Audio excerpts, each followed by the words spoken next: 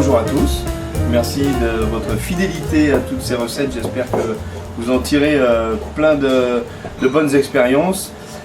Donc aujourd'hui c'est lundi et lundi dernier on a vu un bon dessert à la mirabelle flambée.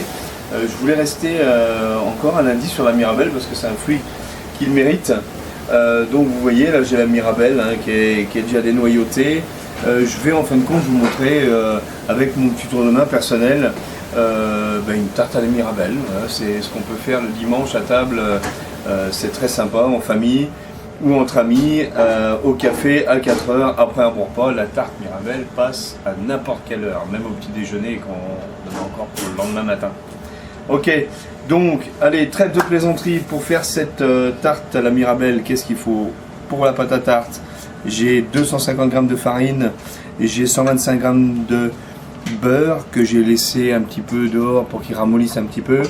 J'ai un jaune d'œuf, j'ai 80 g de sucre, j'ai une grande carafe de lait toujours parce que pour faire la pâte homogène, on va la mouiller un petit peu et je la mouille toujours au lait, c'est préférable.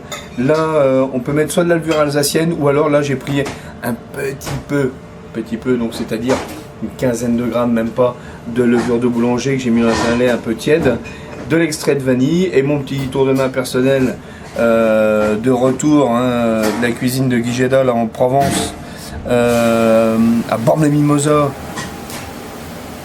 Un petit zeste d'orange dans la pâte, c'est super sympa avec un extrait de vanille, ça donne un goût autre que les tartes qu'on goûte traditionnelles. Ça donne cette petite saveur supplémentaire que l'on cherche quand on goûte. On dit tiens, la pâte est bonne.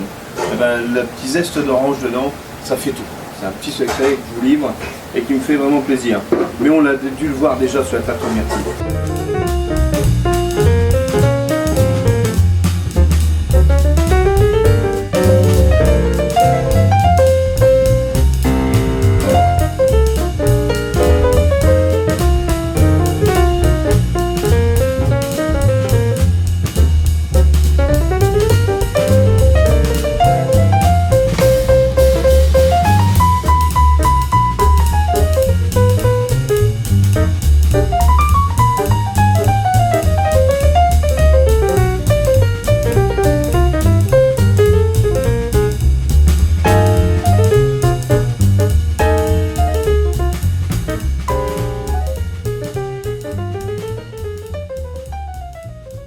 Donc, farine, je l'ai tamisé, mes 250 g de farine. Là, j'ai mon beurre que je vais mettre en parcelles dans la farine. Ok, donc mes 125 g de beurre pour 250 g de farine. Ok, ensuite, la petite pincée de sel, très importante. Voilà, toujours, saler, pensez toujours à saler. Quand vous faites une pâte à pain, une pâte à pizza, une pâte à tarte, une pâte feuilletée, si jamais vous ne salez pas, vous massacrez votre recette. C'est très très très important. Même que c'est une pâte sucrée, une pincée de sel, tout le temps, tout le temps, tout le temps. Ok. Ensuite, je prends mes 80 g de sucre. Ok, voilà. Et mon fameux jaune d'œuf qui va servir de liant, mais surtout un petit peu de colorant à la pâte qui va être bien jaune. Donc je mélange le tout. Ok, donc là on fait pas au batteur, on fait traditionnel à la main.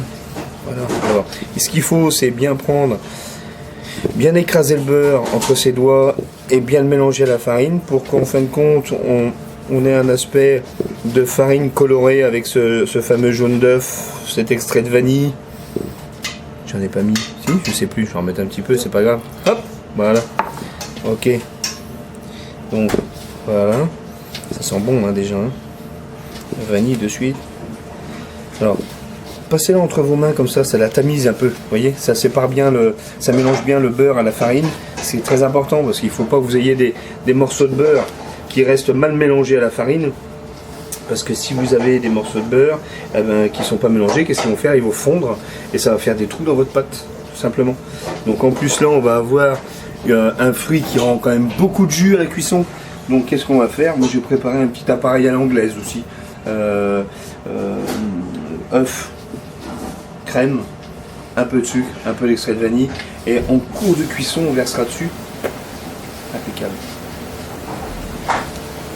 Donc là, mon petit zeste d'orange, petit zesteur à main, si vous n'avez pas, un économe, et après vous le hachez finement au couteau.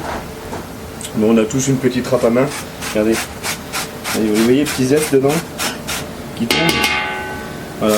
Alors, n'en mettez pas trop non plus, parce qu'il ne faut pas que ça dénature la tarte à la Mirabelle.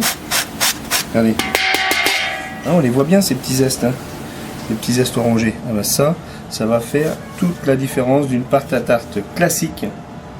Hop, voilà. Alors ça, c'est en fin de compte une base de pâte brisée que je sucre volontairement un peu plus. Donc entre une pâte brisée et une pâte sucrée, en fin de compte. Hein. Petite touche maison. Voilà. J'ai ma petite levure. Alors j'aurais pu mettre ma levure alsacienne. Moi je préfère prendre. J'en avais pas aujourd'hui. J'ai mis un petit peu de levure diluée. De boulanger, voilà, impeccable. Je retamise bien tout. On a mis notre pincée de sel, je ne l'ai pas oublié, c'est très bien. Voilà. Et maintenant on va ajouter un petit peu de lait pour travailler la pâte. Ok. Alors, allez-y doucement, n'allez pas trop vite. Parce qu'après elle va être mouillée, vous êtes obligé de rajouter beaucoup de farine. Alors, hop, vous voyez, entre les mains, voilà. Là c'est bien.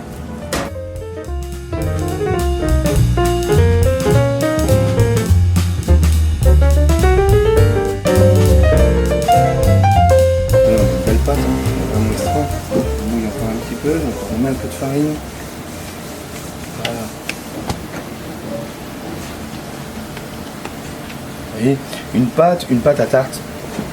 Ce qui est très important, c'est que si vous mettez les deux doigts dans la pâte à tarte en poussant, ils doivent toujours tracer. Si jamais quand on fait ça, la pâte revient, c'est qu'elle est trop élastique. Et alors là, quand vous allez la mettre dans votre tourte, tous les bords vont revenir au milieu. Donc si vous faites ça avec une quiche lorraine ou une tarte aux fruits comme la Mirabelle, la myrtille, etc. Si votre pâte est trop élastique, alors là c'est une catastrophe. Refaites une pâte parce que ça vous amènera rien. La pâte va s'enfuir en dessous des fruits, ça va couler dans votre four, ça va être une catastrophe. Alors pour éviter ça, qu'est-ce qu'il faut? C'est la travailler avec tendresse. Voilà. Non mais c'est vrai, avec tendresse, c'est-à-dire n'insistez pas, ne la travaillez pas trop fort, parce que si elle est trop travaillée, après elle va devenir élastique.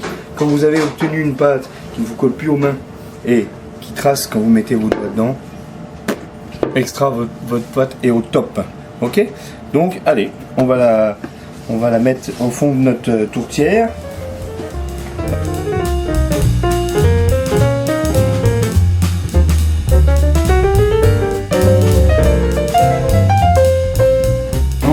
On trouve, hein, quand on étale la pâte, des petits zestes d'orange dedans. Ah ben ça, quand vous allez croquer dans votre pâte, et on voit les petits zestes d'orange partout là. Et quand on va croquer dans la pâte, là ça va se diffuser en fin de compte avec la Mirabelle, avec la pâte qui va être assez croustillante grâce au sucre, grâce au jaune d'œuf qu'on a mis. En fin de compte, avec une bonne cuisson, on a une pâte à tarte qui est brisée, mais avec le sucre qui se sable un peu. C'est assez croustillant, c'est assez sympa. Donc là, je roule ma pâte à tarte autour du rouleau. Je la remets sur mon cercle. Je n'ai pas de tourtière, j'ai des cercles. Voilà. Alors après, je la recentre. Voilà. Voilà. Ok. Alors, les bords de tarte, n'ayez pas peur de les lever et de les rentrer vers l'intérieur. Hein, pour pas que ça soit chargé sur le tour de la tarte, sur le trottoir qu'on appelle ça. Quand on était petit, on me disait pourquoi tu manges pas le trottoir? Je dis, ça se mange pas le trottoir, non mais le trottoir de la tarte. Voilà, le trottoir de la tarte, on appelle ça le trottoir. Quand on était gamin, on mangeait pas les trottoirs, alors c'est extra. Si vous avez une bonne pâte à tarte comme ça, c'est vraiment bon, il y a tous les bons ingrédients dedans. C'est presque un biscuit, hein, plus qu'autre chose. Hein. Alors vous voyez, vous ramenez vraiment bien vos bords. Une fois qu'ils sont ramenés, l'excédent de pâte au rouleau. Hop là. Et l'affaire est dans le sac. Regarde. Hop. Hop. Alors, on écrase un peu les bords, on remonte un peu les bords à la base des pouces. Hop. Voilà. On peut faire un petit motif. À base des deux doigts. Hop. On pince un petit peu sa pâte comme ça sur le bord. Un motif qu'on retrouvera quand on va démouler Alors pincez-le plus vers l'intérieur, parce que n'oubliez pas que là c'est un cercle, il va falloir le lever après, donc il ne faut pas aller sur l'extérieur du cercle, mais bien pincer à l'intérieur du cercle. Ok. Alors, d'autres techniques vous diront il faut piquer la pâte, etc. Moi je ne la pique pas parce que ça rend beaucoup de... Voilà, c'est épaisse, ça rend beaucoup de jus. Donc si jamais on pique un peu trop la pâte, le jus va passer à travers, vous allez avoir des problèmes pour faire la pointe de votre cuisson de tarte. C'est important qu'en dessous, la pâte soit bien sèche. Ok. Donc, mon fond de tarte est fait, j'ai mes mirabelles. Alors, en plus là, elles sont bien fermes, dénoyautées. Elles sont dénoyautées, attention, sinon après c'est désagréable. Donc, on range bien ces mirabelles comme il faut.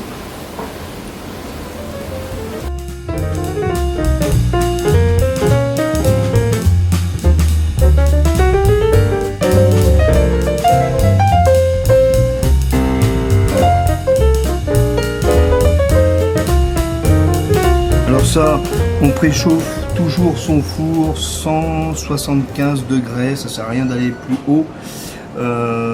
Suivant la densité du four, enfin la cuisson du four, 35-40 minutes. Il y a des fours qui chauffent vraiment bien, c'est bien réparti en 25 minutes. Mais là, il y a quand même du jus. Hein. On va mettre du sucre, donc ça rend du jus. Moi, je conseille toujours 35-40 minutes minimum. Si vous voyez, de toute façon, je vous montrerai au cours de la cuisson comment voir si votre tarte est cuite. Pour nous, c'est relativement simple. C'est un cercle posé sur une plaque, sur un papier. Donc, je passe ma spatule, je lève légèrement ma tarte. Si elle est bien brune en dessous, elle est cuite. Ok? Mais c'est très important d'avoir une pâte bien cuite en dessous. Il n'y en a plus? Il n'y en a plus. Il n'y en a plus, mais c'était tout pile. On ne peut pas faire mieux. On ne peut pas faire mieux. Donc, je prends le sucre. Là, je saupoudre généreusement parce que le fruit, on a quand même eu pas mal d'eau, donc ils sont beaux, mais ils sont pas fort sucrés. N'ayez pas peur de sucrer. Hein. Sucre blanc, sucre roux, pas de souci. Voilà. Au four, 45 minutes, 40 minutes, 35, 40 minutes, 175, four préchauffé. Attention, préchauffez votre four, comme ça va saisir vos fruits de suite, ça rendra moins de jus. Allez, c'est parti. Donc pendant que la tarte commence sa cuisson, hein, en pré-cuisson, j'ai cassé donc 2 œufs entiers et comme j'avais tout à l'heure pris un œuf que j'ai séparé les blancs des jaunes pour la pâte, on ne perd pas, très important, surtout dans la conjoncture. Le blanc d'œuf, il est reparti avec les 2 œufs entiers pour faire ce fameux appareil à crème prise. Donc sucre. Bon, vous avez une tarte, il ne faut pas en faire de trop, hein, donc 2 œufs entiers c'est déjà pas mal. Entre 80 et 100 grammes, 80 grammes de sucre, il y a assez. Ok, donc je mélange. Hein, je bats mes œufs blancs, je mets mon sucre. Pardon.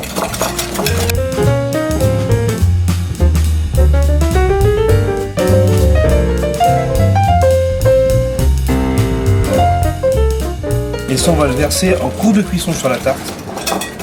Ça va serrer un peu le jus de la mirabelle en fin de compte. Hein, ça veut dire qu'on va la couper, ça sera propre. Hein.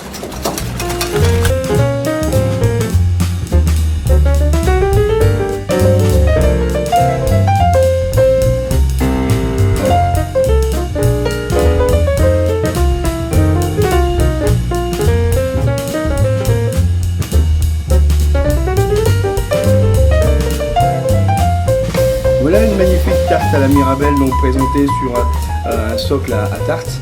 Dans son plus bel appareil, la mirabelle est restée de bonne texture. La crème prise permet qu'elle ne coule pas. Hein, on peut voir, ça ne coule pas, ça ne bouge pas. On coupe, on sert. Bon appétit et à lundi.